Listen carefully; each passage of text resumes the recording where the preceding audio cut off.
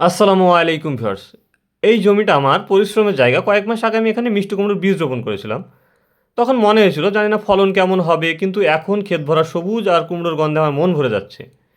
Viewers, এখন কিছু কুমড়ো ওঠানোর মতো সময় হয়ে গেছে, এদের বাজারে নিয়ে যাওয়ার মতো সময় হয়ে গেছে। আর কিছু কুমড়ো এখনও কাঁচা বা ছোট রয়ে গেছে, এদের পাকতে একটু বড় হতে সময় লাগবে। ভিউয়ার্স, কৃষকের জীবন এমনই হয়। একদিকে আমরা নতুন ফসল তুলি, অন্যদিকে নতুন ফসলের জন্য আবার আশা রাখি। যাই হোক ভিউয়ার্স, আজ কিছু কুমড়ো আমরা উঠিয়ে ফেলবো, যেগুলো পাকার মতো হয়েছে বেছে বেছে আমরা পাকা কুমড়োগুলোকে উঠিয়ে ফেলবো এগুলো, এবং যত্ন করে রাখবো যাতে বাজারে নিয়ে গিয়ে একটা ভালো দামে বিক্রয় করতে পারি। যাই হোক ভিউয়ার্স, আমি আপনাদেরকে একটা কথাই বলবো, যদি পরিশ্রম মন থেকে করা যায় তাহলে ফল একদিন না একদিন পাবেনই ইনশাল্লাহ। আপনারা পরিশ্রম ঠিকঠাক করতে থাকেন, ফল ইনশাল্লাহ একদিন না একদিন পাবেনই। সবশেষে আমি আপনাদের একটি কথাই বলবো, এই কুমড়ো ক্ষেতটি দেখছেন, এটা এখানে আমার কাজ নয়, এটা আমার গর্ব, এটা আমার ভালোবাসা। মূলত মাটির গন্ধেই লুকিয়ে আছে আসল জীবন। আপনারা যারা আমাদের ভিডিওটি দেখছেন তাদের উদ্দেশ্যে বলি, মাটির গন্ধই হচ্ছে আসল জীবন। যদি আপনারা চাষবাস করেন বা গ্রামে গ্রামে এলাকাতে বসবাস করেন বা কৃষিকাজের সঙ্গে যুক্ত আছেন, তারা একমাত্র বুঝবেন যে মাটি আসলে কি।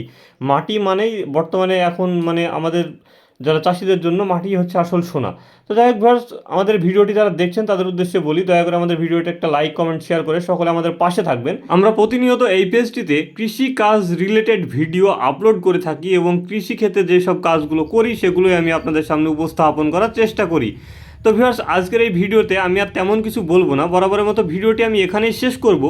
দেখা হবে পরবর্তী নতুন কোনো ভিডিওতে। ততক্ষণের জন্য সকলেই সুস্থ থাকবেন, ভালো থাকবেন, খোদা হাফেজ। আর আমাদের জন্য দোয়া করবেন, আল্লাহ যেন আমাদেরকে বেশি বেশি হালাল রুজি রোজগারের তৌফিক দান করেন। আসসালামু আলাইকুম ওয়া রাহমাতুল্লাহ।